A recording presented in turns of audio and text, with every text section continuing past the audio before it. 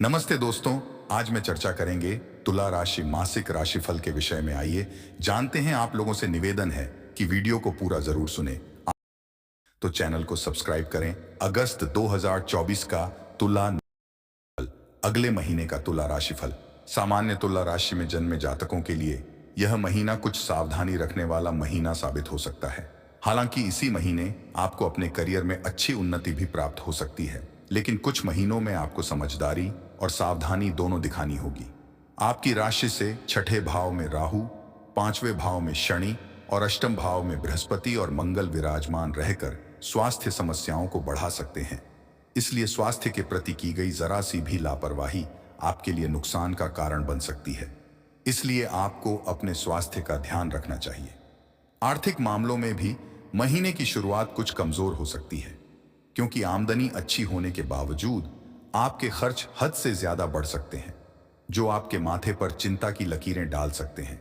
इसीलिए आपको अपने धन प्रबंधन पर भी ध्यान देना होगा। जहां तक आपके करियर का सवाल है, तो उसके दृष्टिकोण से यह महीना अनुकूल रहने की संभावना है। नौकरी करने वाले जातकों को अपनी नौकरी में अच्छे पद का लाभ मिलेगा। आपकी पदोन्नति के भी योग बनेंगे और आपकी तनख्वाह में वृद्धि भी हो सकती है। जबकि व्यापार करने वाले जातकों के लिए राह थोड़ी मुश्किल होगी। महीने का पूर्वार्ध कमजोर रहेगा। अंतिम सप्ताह में जाकर कुछ राहत प्राप्त होने की उम्मीद आप कर सकते हैं। विद्यार्थियों के लिए कठिन चुनौतियों से भरा समय रहने वाला है। आपको पढ़ाई में आनंद भी आएगा, लेकिन परिस्थितियों आपके पढ़ने में विघ्न डालते रहेंगे। इसलिए आपको अपनी एकाग्रता को बढ़ाना होगा।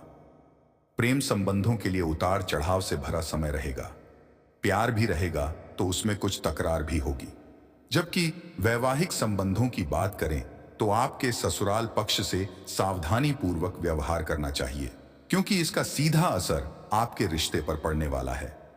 कार्य क्षेत्र करियर के दृष्टिकोण से यह महीना मध्यम से कुछ बेहतर रहने की संभावना है। यदि आप नौकरी करते हैं तो आपके लिए यह महीना अनुकूल रहने की संभावना दिखाई दे रही है, क्योंकि महीने की शुरुआत में ही सूर्य महाराज आपके दशम भाव में विराजमान होकर आपके करियर को चमकाने का काम करेंगे। आपको आपके कार्य क्षेत्र में अच्छी तवज्जो मिलेगी। आपको पदोन्नति भी प्राप्त हो सकती है। आपने जो काम किया है उसके महत्ता बढ़ेगी और इसीलिए आपकी तनख्वाह में भी वृद्धि हो सकती है। आपका नाम चमकेगा और आपके आत्मसम्मान में भी बढ़ोतरी होगी। आपके वरिष्ठ अधिकारी आपसे प्रसन्न रहेंगे और आप उनके कृपा पात्र बनेंगे, जिससे नौकरी में आपकी स्थिति प्रबल होती चली जाएगी। छठे भाव के स्वामी देवगुरु बृहस्पति महाराज अष्टम भाव में मंगल महाराज के साथ विराजमान रहेंगे। इन परिस्थितियों के कारण आपको अति आत्मविश्वासी होने से बचना चाहिए, क्योंकि यह आपको नुकसान दे सकता है और नौकरी में परेशानी भी खड़ी कर सकता है। इसलिए सावधानी रखने से आप इन समस्याओं से बच सकते हैं। जहां तक व्यापार करने वाले जातकों का सवाल है, तो उनके लिए यह महीना उतार चढ़ाव से भरा रहने वाला है। सप्तम भाव के स्वामी मंगल महाराज महीने के पूर्वार्ध में अष्टम भाव में विराजमान रहेंगे और लगभग 3 हफ्तों तक यहीं विराजमान रहकर आपके व्यापार में कुछ चुनौतियां खद्दीद ही करेंगे। आपके व्यवसायिक साझेदार से भी संबंधों पर असर पड़ सकता है। वक्री शनि की दृष्टि भी सप्तम भाव पर होने के कारण आपके व्यापार में उतार चढ़ाव बना रहेगा। हालांकि आमदनी भी होगी, लेकिन कुछ ना कुछ चुनौतियां लगी रहेगी जो आपको लगातार व्यस्त रखेंगी। आप व्यापार पर ध्यान नहीं दे पाएंगे। व्यवसायिक संबंधों पर असर पड़ सकता है। आपको सावधानी रखनी चाहिए। 26 अगस्त को मिथुन राशि में चले जाएंगे, तब इन समस्याओं में कमी आनी शुरू होगी और आपका व्यापार रफ्तार पकड़ेगा और लंबी यात्राओं से व्यापार के लिए नए संपर्क और लाभ के योग बने शुरू हो जाएंगे। तब तक आपको धैर्य से काम लेना चाहिए और समझदारी दिखानी चाहिए। प्रेम व वैवाहिक, यदि आपका प्रेम संबंधों पर दृष्टि डाले जाए तो यह महीना शुरुआत में अच्छा रहेगा। बुध और शुक्र जैसे सौम्य ग्रह पंचम भाव पर दृष्टि डालेंगे, जिससे आपका प्रेम संबंधों की गाड़ी रफ्तार से दौड़ती नजर आएगी। आपके रिश्तों में प्रेम और रूमानियत बढ़ेगी और आप एक दूसरे के निकट आ जाएंगे। प्रेम संबंधों में बढ़ोतरी से आपका चेहरा भी चमक उठेगा। आप एक दूसरे के साथ ज्यादा से ज्यादा समय बिताना पसंद करेंगे और कहीं ना कहीं घूमने भी जा सकते हैं। लेकिन वक्री शनि भी पंचम भाव में रहेंगे, जो बताते हैं कि आपको अपने रिश्ते में परिपक्व, अनुशासित और ईमानदार होना होगा, अन्यथा रिश्ते में बीच बीच में गड़बड़ी भी और लड़ाई झगड़े की स्थिति भी बन सकती है। यदि इन परिस्थितियों पर ध्यान देंगे तो स्थितियां अनुकूल रहेंगी।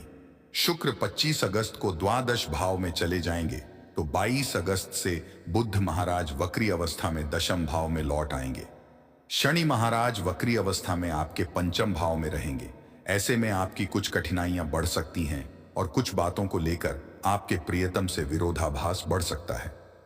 यदि अविवाहित जातकों की बात करें तो सप्तम भाव के स्वामी मंगल महाराज महीने के पूर्वार्ध से ही आपके अष्टम भाव में विराजमान रहेंगे, जिससे जीवन साथी का पूरा ध्यान अपने परिवार की ओर ही रहेगा।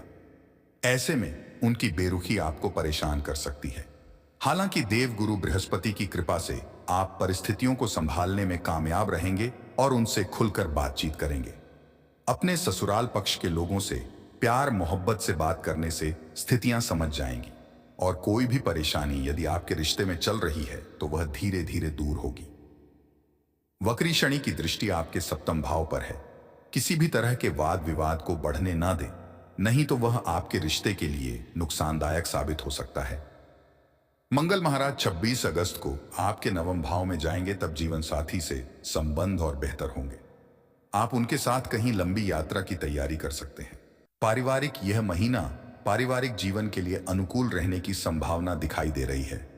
दूसरे भाव के स्वामी मंगल महाराज 8वें भाव में विराजमान रहकर अपने ही भाव को देखेंगे, लेकिन उनके साथ देव गुरु बृहस्पति भी विराजमान रहेंगे और वह भी आपके दूसरे भाव को देखेंगे तथा वहां से देव गुरु बृहस्पति की दृष्टि आपके चतुर्थ भाव पर भी होगी। इस प्रकार पारिवारिक जीवन में समस्याओं में कमी आएगी और आपसी समन्वय बेहतर होगा। चौथे भाव के स्वामी शनि महाराज हैं, जो पंचम भाव में वक्री अवस्था में विराजमान हैं। इसीलिए आप बार बार अपने परिवार का हित सोचेंगे। परिवार की भलाई के लिए कुछ नए कार्य करने में आपको आनंद आएगा। पारिवारिक गतिविधियों में बढ़ चढ़कर हिस्सा लेंगे और परिवार की खुशहाली के लिए कुछ ना कुछ अवश्य करते रहेंगे। माता जी का स्वास्थ्य अनुकूल बना रहेगा और वह काफी मेहनत करेंगे। जहां तक आपके पिताजी का सवाल है तो 16 अगस्त सिंह राशि में आकर प्रबल हो जाएंगे, लेकिन आपके पिताजी के स्वास्थ्य में कुछ आ सकती हैं। आपको उनके स्वास्थ्य का ध्यान रखना पड़ सकता है। जहां तक आपके भाई बहनों का सवाल है तो वह आपके लिए मददगार साबित होंगे। फिर भी उनकी कुछ बातें आपको बुरी लग सकती हैं, या वह कुछ ऐसे कार्य करेंगे जो करेंगे तो सही मंशा से, लेकिन वह सटीक नहीं बैठेंगे, जिससे आप उनसे नाराज हो सकते हैं। लेकिन आपको मूल भावना पर ध्यान देना चाहिए कि उन्होंने किस भावना से आपका साथ दिया, और इसे ही आपका रिश्ते मजबूत होंगे और आपका पारिवारिक जीवन खुशहाल होगा। उपाय: आपको शुक्रवार के दिन श्री यंत्र की स्थापना करके उनकी प्रतिदिन पूजा करनी चाहिए। शनिवार के दिन काली चींटियों को खाने के लिए आटे का कसार डालना चाहिए। गुरुवार के दिन गाय को गुड़ अथवा चने की दाल खिलानी चाहिए। मंगलवार के दिन छोटे बालकों को गुड़ और चने का प्रसाद बांटना चाहिए। आज के लिए इतना ही। मिलते हैं अगले वीडियो में। तब तक के लिए आप लोग अच्छे रहे।